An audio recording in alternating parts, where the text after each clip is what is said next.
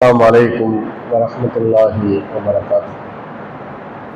إن الحمد لله نحمده ونستعينه ونستغفره ونعوذ بالله من شرور أنفسنا وسيئات أعمالنا. من يهده الله فلا مضل له ومن يضلل فلا هادي له. وأشهد أن لا إله إلا الله وأشهد أن محمدا عبده ورسوله. إن أحسن الحديث كتاب الله وخير الهدي هدي محمد وشر الأمور محدثاتها وكل محدثة بدعة وكل بدعة ضلالة وكل ضلالة في النار. اللهم صل على محمد وعلى آل محمد كما صليت على إبراهيم وعلى آل إبراهيم إنك حميد مجيد. اللهم بارك على محمد وعلى آل محمد كما باركت على إبراهيم وعلى آل إبراهيم إنك حميد مجيد. அளவற்ற அருளாளனும் நிகரில்லா பேரன்புடையருமாகிய எல்லாம் அல்ல அல்லாஹ் ஒருவனுக்கு புகழ் அளித்து முடித்து அகிலத்திற்கோர் அருள் குடையாம் அண்ணலம் பெருமகனார் ஸல்லல்லாஹு அலைஹி வஸல்லம் அவர்கள் மீதும் அவர்களின் சொல் செயலிலே தவறாது பின்பற்றி எழுகிய நல்ல தோழர்கள் மற்றும் நாம் அனைவர்கள் மீதும் எல்லாமல்ல அல்லாஹுவின் ஒற்றா பெருங்கருணை என்றென்றும் நிலவட்டுமா. எல்லாமல்ல அல்லாஹுவின் நல்லடியார்களே, எல்லாமல்ல அல்லாஹு தஆலா இந்த உலகத்தில் மனிதனை படைத்து அவனுக்கு நேரான வழிகளை காட்ட வேண்டும் என்பதற்காக இறை தூதர்களையும் இறை வேதங்களையும் அல்லாஹ் கொடுத்திருக்கிறார்.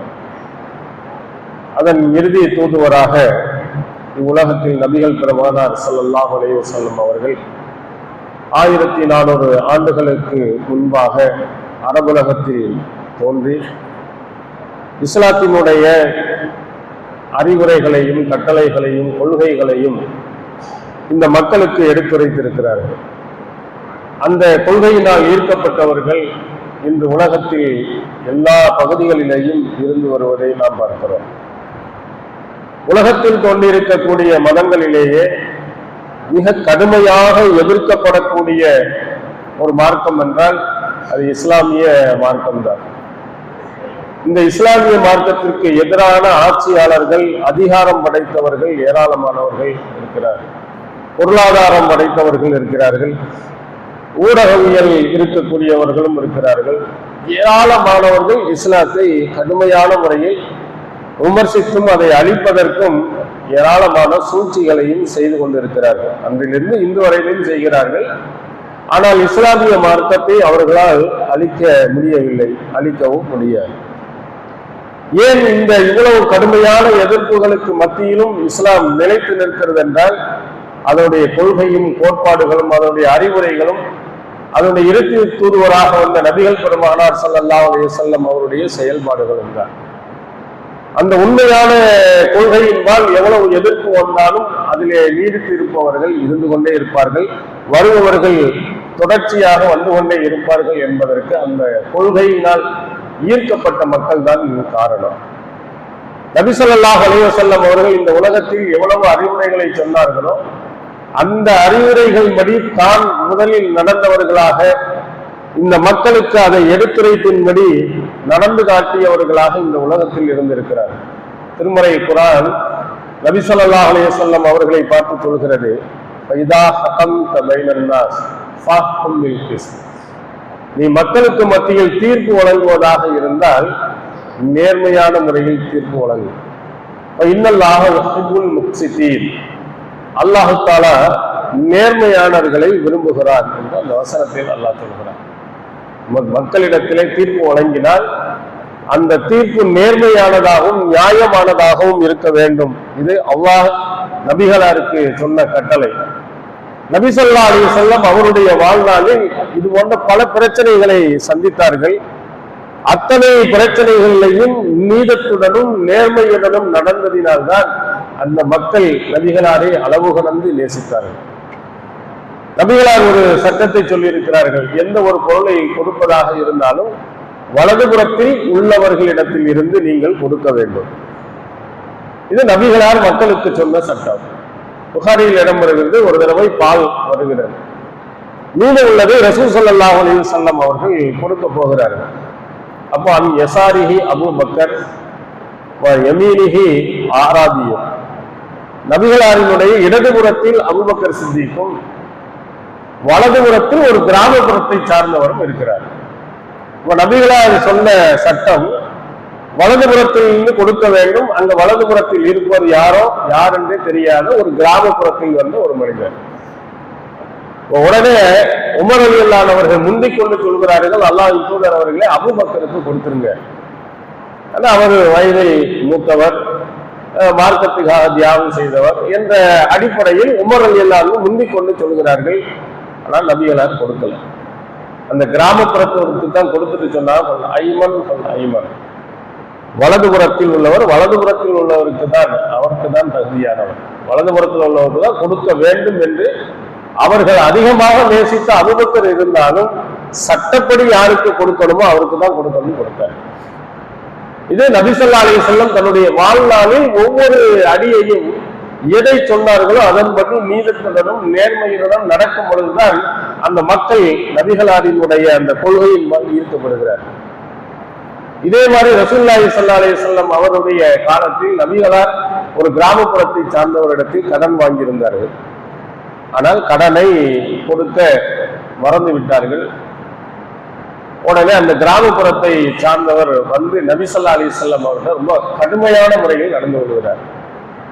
நபி தோழர்கள்லாம் இருக்கிறாங்க, எல்லாருக்கும் முன்னிலையில் நபிகளாரே ரொம்ப கடுமையான முறையில் அந்த கொடுத்த கடனை கேட்க ஆரம்பிக்கிறார். நபிகளாரினுடைய தோழர்கள் அவரை தாக்க முயல்கிறார்கள். போறாங்க. உடனே யார்கிட்ட? அல்லாஹ்வின் தூதர் அவர்கள்ட்ட ஒரு மரியாதை இல்லாமல் பேசுகிறார்கள் என்று அவங்களுக்கு கடல் கோபம் அடிக்க போகும்போது நபி ஸல்லல்லாஹு அலைஹி வஸல்லம் அடிக்காதீங்கன்னு சொன்னார். இன்னலி சாஹிபில் ஹக்கி மகாலா, இந்த மாதிரி கொடுத்த உரிமையாளருக்கு சில வார்த்தைகளை சொல்வதற்கு அவங்களுக்கு உரிமை உண்டு. தவறு நம்மீது இருக்கிறது, உரிய நேரத்தில் நாம் திருப்பி கொடுக்கவில்லை, தவறு நம்மீது இருக்கும் போது அது கொடுத்தவர் இது மாதிரி கொஞ்சம் கோபப்படுவார், ஆத்திரப்படுவார், சில வார்த்தைகளை சொல்லுவார். அது சொல்வதற்கு அவருக்கு உரிமை இருக்கிறது. அடிக்காதீர்கள். எல்லாருக்கும் முன்னால் ஒரு இறை தூதரை அவமானப்படுத்தும் போது அங்க நபிகளார் நீதம் நேர்மையை தான் பார்த்தாங்க. தவறு அதன் மீது அல்ல, நம் மீது. நாம் சரியான நேரத்தில் கொடுத்திருந்தா அவருக்கு அந்த கோபம் வந்திருக்காரு. அப்ப இந்த கோபத்துக்கும் இந்த ஆத்திரத்துக்கும் அந்த சொற்களும் நம்ம தான் காரணம். அதனால அவர் சொல்வதை விட்டு விடுங்கள், அவரை வந்து கண்டிக்காதீங்க, அவரை தாக்காதீங்கன்னா. அப்புறம் அவருக்கு கொடுக்க வேண்டிய ஒரு ஒட்டகத்தை கொடுங்கள் என்று சொன்னாங்க. நபிகளார் வாங்கிய அந்த ஒட்டகத்தை விட வயது கூடுதலான ஒட்டகம் தான் அங்கே இருந்தது. அது அதை விடவும் மதிப்புல கொஞ்சம் கூடுதல், விலை கொஞ்சம் கூடுதல், அவர்கிட்ட வாங்கினது கம்மியானது. அப்ப ரசூலுல்லாஹ் அதையே கொடுத்துருங்கண்ணா. கொடுத்துட்டு இன்னும் இந்த கைரிக்கும் அஹ்சனுக்கும் அல்லாஹ், யாரு வாங்கிய கடனை திருப்பி கொடுக்கும் போது அழகிய முறையில் கொடுக்கிறாரோ அவர் தான் உங்களில் சிறந்தவர் என்று சொன்னார். அடிக்க வந்தவர், கோவப்பட்டவர், ஆத்திரமூட்டியவர், அவருக்கு வாங்கியதை விட கூடுதலாக கொடுக்கிறார்கள் என்றால் அப்ப அங்க பார்த்திருக்கக்கூடிய அந்த மக்கள் நபிகளாரின் நேர்மை எவ்வளவு சிறந்தது, நபி ஸல்லல்லாஹு அலைஹி வஸல்லம் அவர்கள் எவ்வளவு நேர்மையான முறையில் நடந்து கொள்கிறார்கள் என்பதனால் அங்கே ஈர்க்கப்படுகிறார்கள். எந்த சட்டத்தை நபிகளார் சொன்னாங்களோ அந்த சட்டத்தை அவர்கள் அப்படியே ஒவ்வொரு விஷயத்திலையும், அதுல தன் விஷயத்துல ரொம்ப முக்கியத்துவம் கொடுத்து சரியாக அவர்கள் நடந்திருந்தார். அதே மாதிரி பிரச்சனைகள் சண்டைகள் என்று வரும் பொழுது உறவினர்கள் சொந்தக்காரர்கள் என்ற ஒரு சூழ்நிலை வந்து ஏற்படலாம்.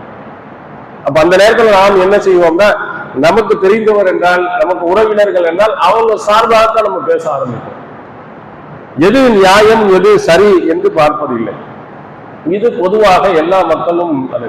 அல்லாஹ் சொல்றா, இதா குல்தும், நீங்கள் சொன்னீர்கள் என்றால், ஏதாவது வார்த்தையை சொன்னாங்கன்னா ஃபாதிலு, நேர்மையான சொல்லையை சொல்லுங்கள், வலவுக்கான குருபா, அவங்க சொந்த பந்தமாக இருந்தாலும் சரி நேர்மையான சொல்லத்தான் நீங்க சொல்லணும், சரியான முறையில் தான் நீங்கள் நடக்க வேண்டும் என்றும் திருக்குறான் நமக்கு சொல்கிறார். நபிகளாரினுடைய காலத்துல ஒரு பிரச்சனை, ஜக்காத்தினுடைய பணம் அதை வசூல் செய்ய போகின்ற பொழுது 3 முக்கிய நபி தோழர்கள் ஜக்காத்தை தரமாட்டேன் என்று சொல்றார். சஹீஹ் புகாரில் இடம் வருது. இப்னுல் ஜமீல், ஹாலித் இப்னு வலீத், அப்பாஸ் இப்னு அப்துல் முத்தலிப். இந்த 3 பேருமே ஜக்காத்து கொடுக்கல என்ற புகார் நபிகளார் அவர்களிடத்திலே வந்து சொன்னவுடன் நபி ஸல்லல்லாஹு அலைஹி வஸல்லம் 3 பேர் விஷயத்திலையும் சொல்கிறார்கள். இப்னுல் ஜமீல் இவர் ஏழ்மையான நிலையில் இருந்தவரை அல்லாஹ் தஆலா செல்வந்தராக ஆக்கியிருக்கிறார், ஏன் இவர் கொடுக்க மறுக்கிறார்? கண்டிக்கிறாங்க. ஹாலித் இப்னு வலீத் இவற்றை நீங்க அநியாயம் செஞ்சிட்டீங்க. அவர் போர் கவசங்கள், போர் கருவிகள் எல்லாத்தையுமே மொத்தமா வாரி கொடுத்துட்டாரு. அவர்கிட்ட போய் திரும்பவும் என்ன போய் ஜக்காத்து கேட்கறீங்க? அவ்வளவு பணத்தை கொட்டை கொடுத்து விட்டாரு. அவர் விஷயத்தில் நீங்க அநியாயம் செய்து விடுகிறார். 3ஆவதாக அப்பாஸ் இப்னு அப்துல் முத்தலிப், அம்மு ரசூலுல்லாஹி ஸல்லல்லாஹு அலைஹி வஸல்லம், அல்லாஹ்வின் தூதரின் தந்தையின் உடன் பிறந்தவர் அப்பாஸ். அவர் தர மறுக்கிறார் அப்படின்னு சொன்னா ஃபாலைஹி ஸதகத்துன் வ மிஸ்லுஹா மஅஹா. அவர் எவ்வளவு ஜக்காத்து கொடுக்கணுமோ அதுவும் அதுபோன்று இன்னொரு மடங்கும் அவர் கொடுக்க வேண்டும் அப்படின்னு தீர்ப்பு சொன்னார். யார்? அல்லாஹ்வின் தூதரின் தந்தையின் உடன் பிறந்தவர், சித்தப்பா பெரியப்பா. இவ்வளவு நெருக்கமாக உள்ள அவர்கள் ஜக்காத்தை கொடுக்க மாட்டேன் என்று சொன்னவுடன் எல்லாம் நம்ம சொந்தக்காரர் தான் விட்டுருங்க அப்படின்னு சொல்லல. உறவை வைத்துக் கொண்டு, நபிகளாரினுடைய நெருக்கத்தை வைத்துக் கொண்டு மார்க்கத்தினுடைய சட்டங்கள், மார்க்கத்தினுடைய கடமைகளை ஏமாத்தலான்னு நினைக்கிறீங்களா? அதனால உங்களுக்கு மற்றவங்களுக்கு ஒண்ணுன்னா உனக்கு டபுள், ஒரு ஃபைனாக இன்னொரு மடங்கையும் சேர்த்து கொடுக்க வேண்டும் என்று நபி ஸல்லல்லாஹு அலைஹி வஸல்லம் அவர்கள் அங்கே தீர்ப்பு வழங்கினார். எப்படின்னு பார்த்துக்கிறங்க. எவ்வளவு நெருக்கமானவராக இருந்தாலும் நபி ஸல்லல்லாஹு அலைஹி வஸல்லம் அவர்களிடத்திலே ஏமாற்றி விட முடியாது. எது சட்டமோ எது நியாயமோ அதன்படிதான் நபிகளார் அவர்கள் பேசுவார். அதே மாதிரி உஸாமத் இப்னு ஸைத் நபி ஸல்லல்லாஹு அலைஹி வஸல்லம் அவர்களுடைய வளர்ப்பு மகன் ஸைத், அவருடைய மகன் உஸாமா. இவங்க மேலே நபி ஸல்லல்லாஹு அலைஹி வஸல்லம் அவர்கள் அளவு கடந்து அன்பு வைத்திருந்தாங்க. எல்லா மக்களுக்கும் அது தெரிந்த ஒன்று. அதனால நபிகளாரிடத்தில் ஏதாவது பரிந்து பேசணும்னா யார் பரிந்து பேசுவார்னா உஸாமா என்று அவர்கள் சொல்வார். அவரை வச்சுக்கிட்டு நம்ம என்ன செஞ்சிடலாம், நபிகளார்கிட்ட நெருங்கி விடலாம் என்று நினைத்தவர்கள். அதே உஸாமா ஒரு தவறு செய்கிறார் என்று சொன்னால் நபி ஸல்லல்லாஹு அலைஹி வஸல்லம் அவர்கள் கட்டி கொடுத்து சரி என்று சொன்னது. ஒரு போர்க்களத்துக்கு உஸாமா போய்விட்டு திரும்பி வருகிறார். அப்ப ஒருவரை கொலை பண்ணிடுறாங்க போர்க்களத்துல. வாளை கொண்டு வந்து குத்த போற நேரத்தில் லா இலாஹ இல்லல்லாஹ்னு சொல்லிடுறாரு. சொன்ன உடனேயே இவ்வளவு நேரம் சொல்லாம இந்த வாளுக்கு பயந்துதான் சொன்னாரு, குத்திட்டார். குத்திட்டு இறந்துட்டாரு. இருந்தாலும் உஸாமா ரலியல்லாஹு அன்ஹு அவர்களுக்கு உள்ளத்துல ஒரு உறுத்தல் இருந்து கொண்டே இருக்கு. நபிகளாரிடத்தில் நடந்த சம்பவத்தை சொல்கிறார். அப்ப ரசூலுல்லாஹ் கேட்கிறார், லா இலாஹ இல்லல்லாஹ்னு சொன்னதற்கு பிறகும் நீ அவரை கொலை பண்ணியா? ஆமா, ஹௌஃபுன் மினஸ் ஸலாத், அல்லாஹ்வின் தூதர் அவர்களே வாளுக்கு பயந்துதான் லா இலாஹ சொன்னார். அப்ப நபிகளார் அவர்கிட்ட கேட்டாங்க, அஷகத் அன் கல்பிஹி ஹத்தா தஅலம காலஹா அல்லாஹ், அவருடைய உள்ளத்தை பிளந்து அவர் பயந்து சொன்னாரா அல்லது பயப்படாம சொன்னாரா என்பதை நீ அறிந்தாயா? 1க்கு 2 தடவை திரும்ப திரும்ப கேட்டாரு. எப்படி நீ கொள்ளலாம்? உள்ளத்தை அறியக்கூடிய நீனா வெளிப்படையாக லா இலாஹ இல்லல்லாஹ் என்று சொல்லிவிட்டால் அதை ஏற்று நடப்பதுதான் உன்னுடைய கடமை. எப்படி நீ கொள்ளலாம் என்று நபி ஸல்லல்லாஹு அலைஹி வஸல்லம் அவர்கள் திரும்ப திரும்ப கேட்டார்கள். அது உஸாமா ரலியல்லாஹு அன்ஹு உள்ளத்தை பெரிய அளவில் பாதித்தது. உறவினர்கள் என்பதின் காரணத்தினால் நபி ஸல்லல்லாஹு அலைஹி வஸல்லம் அவர்கள் அவர்களுக்கு சாதகமாக நடந்ததில்லை. எது நியாயமோ எது நேர்மையோ அதைத்தான் நபி ஸல்லல்லாஹு அலைஹி வஸல்லம் அவர்கள் அந்த மக்களுக்கு சொல்லியிருக்கிறார். இதே மாதிரி திருமறை குர்ஆன் இன்னொரு இடத்தில் சொல்லுகிறார், சொந்த பந்தம் மட்டுமல்லாமல் எதிரிகளாக இருப்பவர்களுக்கு மத்தியிலும் பிரச்சனைகள் ஏற்படலாம். நம்ம இஸ்லாமியர்களாக இருக்கலாம், மாற்று மதத்தவர்களாக இருக்கலாம், அல்லது வேற தெருவில் உள்ளவருக்கு 2 பேருக்குள்ள சண்டைகளாக இருக்கலாம், பல காலங்கள் தீர்க்கப்படாத பகைமை இருக்கலாம். அப்போ அவங்க 2 பேருக்கு மத்தியில சண்டை வந்தது என்று சொன்னால் நம்ம பக்கத்துல உள்ளவனுக்கு சாதகமாக எதிரியாக இருப்பவனுக்கு எதிரான சாட்சியாக நாம் மாறிடக்கூடாது.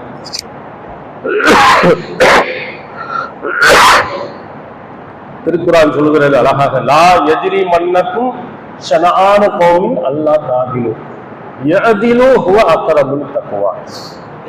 ஒருவர் மீது கொண்டுள்ள பகைமை உங்களை நீதமாக நடக்காமல் இருப்பதற்கு தூண்டிவிட வேண்டாம். நேர்மையாக நடங்கள், அதுதான் இறையச்சத்திற்கு உகந்தது, நெருக்கமானது. யார் மேலே உள்ள கோபம் இந்திய காலத்துல ஏதோ செஞ்சுதான் போயிட்டான்னா சந்தர்ப்பம் கிடைச்சுன்னா அவன் பக்கம் நியாயம் இருந்தாலும் அவனுக்கு எதிராக நடந்துடாதீங்க. நீதத்தையே நீங்கள் பாருங்கள், நேர்மையை நீங்கள் பாருங்கள்.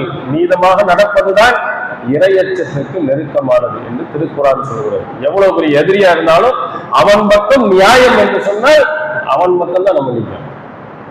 ஒரு முஸ்லீமுக்கு மாற்று மதத்தவருக்கு சண்டை வருகிறது, முஸ்லீம் இடத்தில் தான் தவறு இருக்கிறது என்று சொன்னா நம்மாலே விட்டு கொடுக்க கூடாது அப்படின்னு அவனுக்கு சாதாரண பேசக்கூடாது. மாற்று மதத்தவர்கிட்ட அவர்கிட்ட தான் நேர்மை இருக்குமானால் அங்கதான் நீங்க நடக்க வேண்டும் என்று திருக்குறான் சொன்னது. இதுக்கு அழகான ஒரு நடைமுறை நபி ஸல்லல்லாஹு அலைஹி வஸல்லம் காலத்தில் இருந்த ஒரு சம்பவம் சஹீஹ் புகாரியில் பதிவு செய்யப்பட்டிருக்கிறது. அன்சாரி தோழர்கள் ஹைபர் பகுதிக்கு ஒரு குழுவாக போகிறாரு.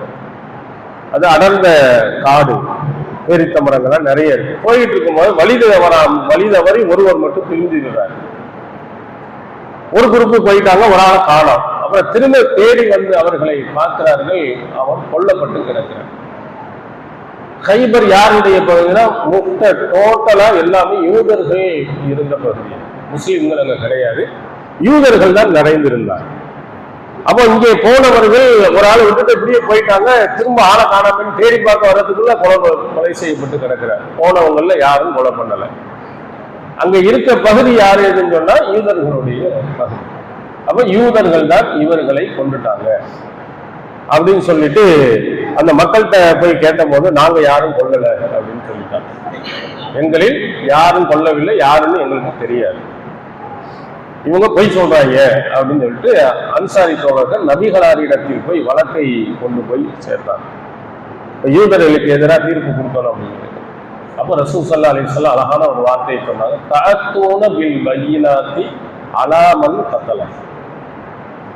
யார் கொண்டாரோ இவர்தான் என்பதற்குரிய ஆதாரத்தை நீங்கள் கொண்டு வந்து சொல்லணும். சும்மா யாருமே தெரியாம இவர் தான் கொண்டுட்டாங்க அப்படின்னு சொல்லக்கூடாது. இவரை கொண்டதை இவர் பார்த்தார் அல்லது நாங்கள் பார்த்தோம் அப்படிங்கிறதுக்கு சாட்சியை நீங்கள் கொண்டு வாங்க. மாலனா பையனா அல்லாஹ் என்பதிலே எங்களுக்கு ஆதாரம்லாம் ஒன்றும் கிடையாது. சந்தர்ப்பம், சூழ்நிலை, இருக்கும் இடம், இவைகள் எல்லாம் அவங்க தான் கொண்டாங்க என்பதற்கு தெளிவான சாட்சி. ஆனா நாங்க யாரும் பார்க்கலாம் அப்படின்னா இதை ஏற்க முடியாது. அவர்களை சத்தியம் செய்ய சொல்லணும். யாரு வாதிடுகிறாரோ அவர் என்ன செய்யணும்? சாட்சியத்தை கொண்டு வரணும், ஆதாரத்தை கொண்டு வரணும். இது மார்க்க சட்டம். ஆனால் நீங்கள் வாதிடக்கூடியவர்கள்ட்ட ஆதாரம் இல்லையானால் எதிர்த்தரப்புல அல்லாஹ்வின் சத்தியம் விட்டு நாங்க செய்யல அப்படின்னு சொல்றோம். அப்ப யூதர்கள் லா நர்னாபி ஐமானி யஹூத், யூதர்களின் சத்தியத்தை நாங்க ஏற்க மாட்டோம். அவனை நல்லவனா, அவன் எப்படி சும்மா இஷ்டத்துக்கு போய் கூட சொல்லிடுவான் அப்படின்னு சொன்ன உடனேயே ரசூல் ஸல்லல்லாஹு அலைஹி வஸல்லம் அவர்கள் முஸ்லிம்களின் வாதத்தை ஏற்கல. ஏன்னா உங்களுக்கு ஆதாரம்.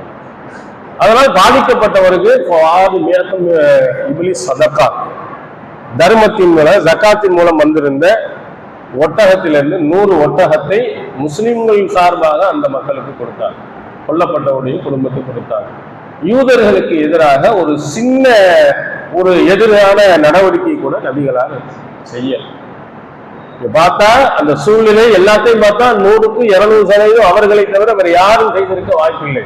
ஆனால் மார்க்கம் சொல்லுகிறது ஆதாரம் இல்லாமல் என்ன செய்யக்கூடாது? தீர்ப்பு கொடுக்கக்கூடாது. அவர்கள் எதிரிகள் தான், ஆனாலும் அவர்களுக்கு சாதகமாக இருக்கிறது. உங்களுக்கு ஆதாரம் இல்லை அப்படின்னு நபி ஸல்லல்லாஹு அலைஹி வஸல்லம் அவர்கள் அவர்களுக்கு எதிராக ஒரு தீர்ப்பை கூட கொடுக்கல. நபிகளாரின் நீதத்தையும் நேர்மையையும் சான்றளிக்கும் ஒரு சிறந்த சான்று.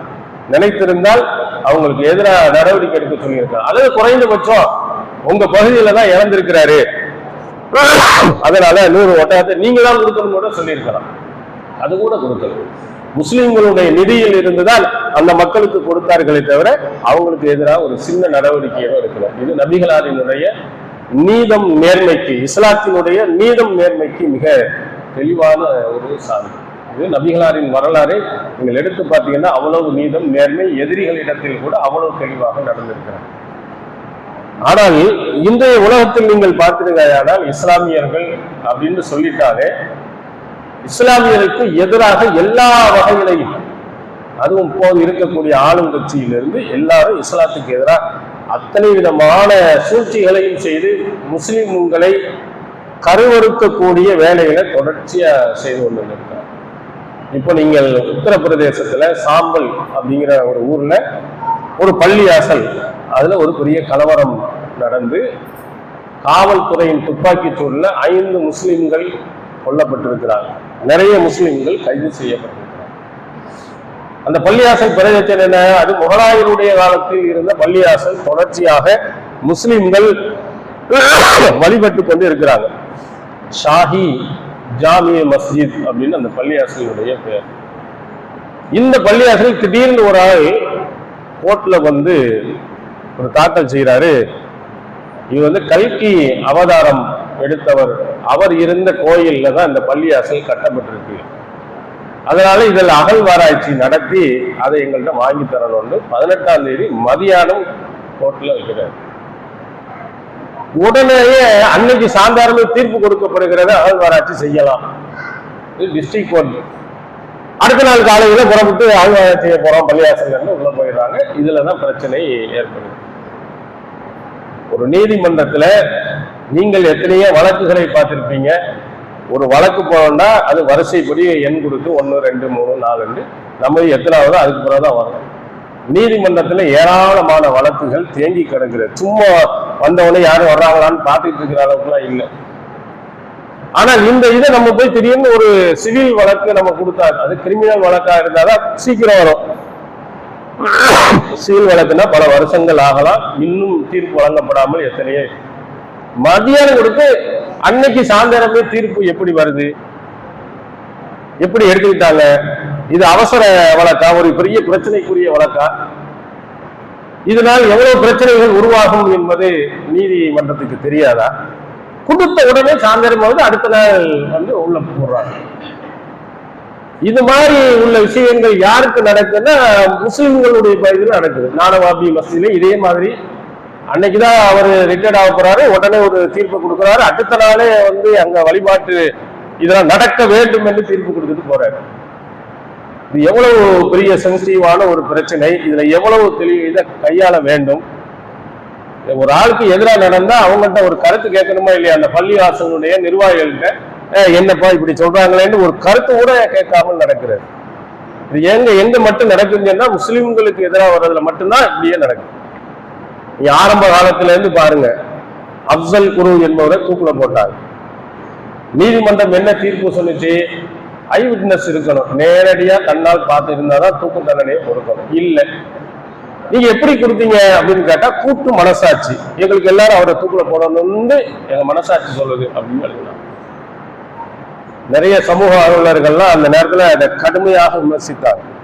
சட்டப்படிதான் என்ன செய்யணும், தீர்ப்பு வழங்கணுமே தவிர ஏன் கூட்டு மனசாட்சி? இப்போ எதுக்கு சட்டம் இருக்கு? சட்டத்தை நீதிபதிகளே மதிக்கலன்னா வேற யாருதான் மதிப்பா? கூட்டு மனசாட்சின்னு எடுத்தாங்க. பாபர் மசூதியினுடைய தீர்ப்புல என்ன எழுதினாங்க? இது இந்துக்களுக்கு சொந்தமான இடம் தான் அப்படிங்கிறதுக்கு ஏதாவது சான்று கேட்டாங்களா? ஒன்றும் இல்லை, தெளிவாக சொல்லிட்டு இது அவர்களுடைய நம்பிக்கையின் அடிப்படையில் இருக்கிறதுனால இதை அவங்களுக்கு கொடுக்கணும் அப்படின்னு தீர்ப்பு எழுதுறாங்க.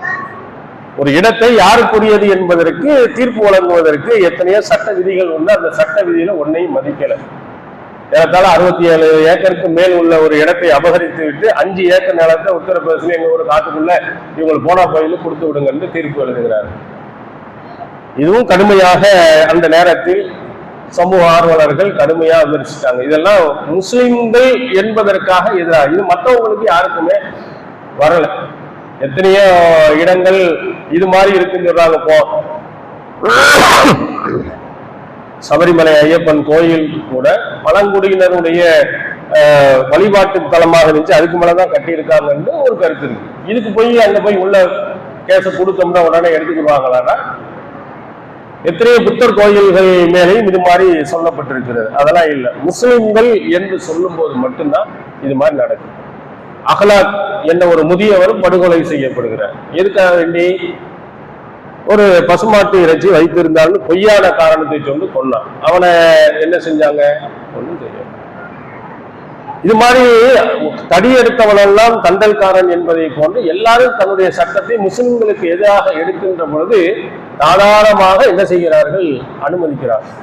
புல்டோசரை வச்சு யாராவது அரசுக்கு எதிராக போராடினார் என்ன இடித்து தள்ளுறான். யாருடைய இடத்தை மட்டும் இடித்து தள்ளுறான்? முஸ்லிம்களுடைய இடம் மட்டும்தான். நீ எடுத்த சட்டத்துக்கு புறம்பா கட்டியிருந்தா போனாங்கன்னா டோட்டலா எல்லாத்தையும் இடிச்சு தள்ளுனா அது நியாயம் என்று சொல்லலாம். முஸ்லிம்களுக்கு மட்டும் குறிவைத்து இடிக்கப்படுகிறது. இங்கே துப்பாக்கி சூடு நடத்தப்படுகிறது. ஒரு ஆச்சரியமானது என்னன்னா, அந்த அரசு சொல்கிறது யார் சுட்டார்கள் என்று எங்களுக்கு தெரியல, போலீஸு சுடலையா. போலீஸ் சூழலை எவன் சுட்டானோ அவனை பிடிச்சி உள்ள வைக்கணுமா இல்லையா? யாரை பிடிச்சி வச்சிருக்கா? முஸ்லீம்களை கொண்டு போய் தான் உள்ளது கேட்டு. ஒரு அரசுக்கு ஒரு கோயிலுக்கு முன்னால், ஒரு வழிபாட்டு தலங்களுக்கு முன்னால், கோயில் என்று இவர்கள் போய் பிரச்சனை பண்ணக்கூடிய ஒரு இடத்துக்கு முன்னால் துப்பாக்கி சூடு நடத்தப்பட்டு இருக்குன்னா அதை உடனே எவ்வளவு வேகமா கையாளணும், எத்தனை வரை கைது பண்ணணும். முஸ்லிம்களுக்கு எதிராக யார் நடந்தாலும் அவர்களும் ஒன்றும் செய்யறதில்லை. அதே மாதிரி முஸ்லிம்கள் என்று சொன்னால் அவனுக்கு எதிராக என்னென்ன வழக்குகள்லாம் போனோம் அத்தனையும் போட்டுக் கொண்டிருக்கிறார். முஸ்லிம்களாக வாழ்ந்து என்பதின் காரணத்திற்காக வேண்டி எத்தனை இவர்கள் ஜாமீன் இன்றும் கொடுக்கப்படாமல் இருந்துட்டு இருக்கிறார். அவங்க கேஸ் முடிக்கப்படாமல் இன்னும் இருந்து கொண்டு இருக்கிறார். ஆனா மாணவன் குண்டு வழக்கில நீங்க பாத்தீங்கன்னா சாத்தியா சிங் என்ற ஒரு சாமியார் அதுல அவர் ஈடுபட்டு இருக்கிறார் என்று சொல்லப்பட்டது. நீதிமன்றத்தில் எடுத்து சொல்லப்பட்டு அவர் கைது செய்யப்பட்டார். ஆனா அவருக்கு ஜாமீன், எம்பி பதவி, மந்திரி பதவி, இப்படி எல்லாமே அவர்களுக்கு கொடுக்கப்படுகிறது. ஆனா நம்ம சாதாரண சின்ன ஒரு வார்த்தை அப்படின்னு சொல்லிட்டோம்னு சொன்னா ஜாமீன் கிடையாது. எவ்வளவு கொடுமைகள் முஸ்லிம்கள் என்பதின் காரணத்தினால் தொடர்ச்சியாக இஸ்லாத்திற்கு முஸ்லிம்களுக்கும் எதிராக நீதிமன்றங்களுடைய தீர்ப்புகளும் சரி, ஆட்சியாளர்களும் சரி இதுவரையிலும் செய்து கொண்டிருக்கிறாங்க. உத்தரப்பிரதேசத்துல இப்படிதான் செஞ்சிருக்கிறாங்க. தன்னுடைய வாதத்தை கல்லை எறிந்தார்களாம். கல் எறிந்ததுக்கு துப்பாக்கி சூடு. கல் எறிந்தால் அடிதடி வச்சு கம்ப வச்சு அடிச்சு அவர்களை என்ன செய்யலாம்? விரட்டலாம். துப்பாக்கி சூடு அளவுக்கு போவதற்கு என்ன காரணம்? இப்ப இவைகளெல்லாம் நீங்க பார்த்தா ஒவ்வொரு தீர்ப்புகளும் நாம் பார்க்கும் போதும், ஆட்சி தலைவர்களும் பார்க்கும் போதும் முஸ்லிம்களுக்கு எதிரான அநியாயமான அழகாக சட்டம் 1991 வழிபாட்டு தலங்களுடைய பாதுகாப்பு சட்டம்னு புதுசா காங்கிரஸ் கொண்டு வந்தது. பாபர் மசூதியை இடிப்பதற்கு முன்பாகவே 1947 சுதந்திரம் அடைந்த நேரத்தில் இந்த வழிபாட்டு தலங்கள் யார் யாருக்கு இருந்ததோ அது அவங்களுக்கு தான் சொந்தம். அது மஸ்ஜிதா இருந்தா மஸ்ஜித், கோயிலா இருந்தா கோயில், சர்ச்சா இருந்தா சர்ச். 1947 சுதந்திரம் அடையும் போது என்னவா இருந்துச்சு அதான். அதுல வந்துட்டு நான் இதுல முன்னாடி கோயில் இருந்துச்சு, சர்ச்சை இருந்துச்சு, எவனும் வரக்கூடாது என்று சட்டம் போட்டது. இந்த 1999 சட்டத்துல பாபர் மசூதியை தனியார், அதை மட்டும் நீக்கிட்டாங்க. அது நீதிமன்றத்துல இருக்கு, அதுக்கு மட்டும் தனியான தீர்ப்பு. அது நீதிமன்றம் என்ன சொல்லுதோ அதன்படி சரி, அதன்படி விட்டுட்டாலும் கூட அதற்கு பிறகு எந்த இடமாக இருந்தாலும் அது மஸ்ஜிதா இருந்தா மஸ்ஜித் தானே சொல்லணும். அதான சட்டம். அந்த சட்டப்படிதானே தீர்ப்பு வழங்கி இருக்கணும். சட்டத்தையுமே என்ன செய்யறதில்லை, மதிப்பதில்லை.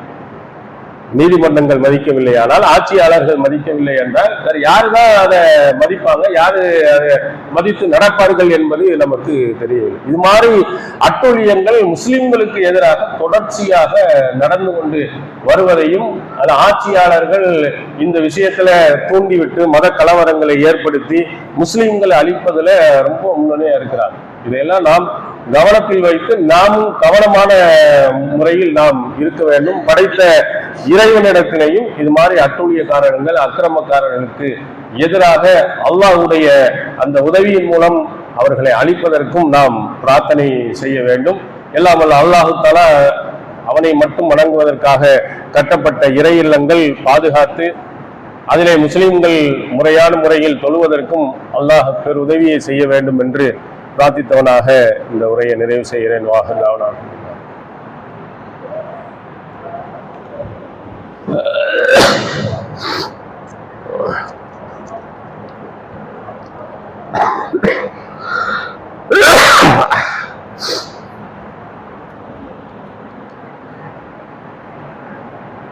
அல்ஹம்துலில்லாஹ் எல்லாம் அல்ல அல்லாஹுவின் நல்லடியார்களே,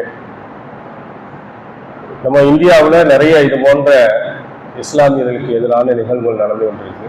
அதில் தமிழகத்தில் பெரிய அளவில் இல்லாவிட்டாலும் வட மாநிலங்களில் அது மாதிரி நடக்குது. அது தமிழகத்திலும் வருவதற்கு ரொம்ப நேரம் ஆகிவிடாது, வர வாய்ப்பு இருக்கு. அதனால முஸ்லிம்களாக இருக்கக்கூடியவர்கள் எச்சரிக்கை உணர்வோடு நம்முடைய இறை இல்லத்தை எந்த நிலையிலும் விட்டுக் கொடுக்க மாட்டோம் என்பதை உறுதியாக ஒற்றுமையாக நம்ம இருக்கணும். திருக்குர்ஆன் சொல்கிறது, யா அய்யுஹல்லதீன ஆமனூ ஹுதூ ஹித்ரக்கும், நீங்கள் எச்சரிக்கை உணர்வுடன் இருந்து கொள்ளுங்கள். நம்ம அலட்சியமாக எதிலையும் நீங்க இருந்துடாதீங்க. அல்லாஹ்வுக்காக வேண்டி, அல்லாஹ்வுடைய பள்ளி நம்முடைய சொந்த இடத்தை விடவும் ரொம்ப முக்கியத்துவம் வாய்ந்தது. இறைவனுடைய இல்லம், இது இறைவனுக்கு சொந்தமான ஒரு இடம், மற்ற மனிதனுக்கு உள்ள இடம் கிடையாது. இது மாதிரி இடங்களை அபகரிக்க வருவார்களே ஆனால் அதனுடைய எதிர்ப்புகளை மிக கடுமையான முறையில் நாம் காட்ட வேண்டும். எச்சரிக்கை உணர்வோடும் நாம் இருந்து கொள்ள வேண்டும். இது போன்ற நிகழ்வுகள் வேறு எந்த பகுதியிலும் நடக்காத அளவுக்கு ஃபிரௌன் போன்றவர்கள், அபூஜஹில் போன்றவர்கள் எல்லாம் எத்தனை பேர்கள் உருவாகினாலும் அல்லாஹ்வுடைய பேருதவியுடன் அவர்களை அழிப்பதற்கும் அல்லாஹ் தஆலா பேருதவி செய்ய வேண்டும் என்னும் அல்லாஹ்விடத்தில் அடிக்கடி இது போன்ற அநியாயக்காரர்கள் இடத்திலிருந்து பாதுகாப்பு தேடக்கூடியவர்களாக நாம் இருப்போம்.